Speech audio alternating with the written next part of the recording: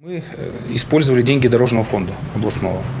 То есть деньги дорожного фонда были предусмотрены на внутриквартальные дороги, это подъезды и тротуары, и на дороги общего пользования. То есть вот из них сейчас у нас практически все дороги мы отремонтировали.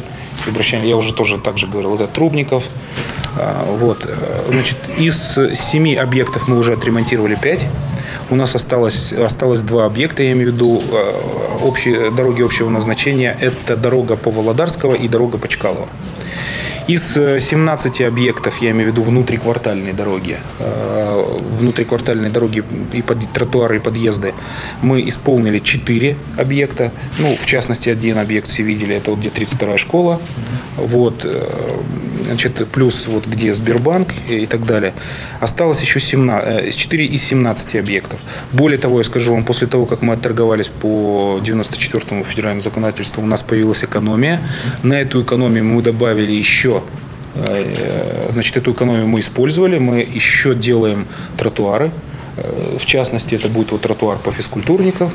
В Талице еще будет дополнительно произведено. Поэтому, что касается прошлого года, я скажу, что, вот, конечно же, здесь нужно оценивать не только количественно, но и качественно. Допустим, вот 17 миллионов у нас пошло на внутриквартальные дороги. В прошлом году, в позапрошлом году такого в принципе не было.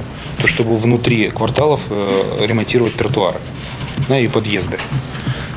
Что касается прошлого года, Снар Дольфина, насколько у нас больше увеличение ассигнований в 3 раза?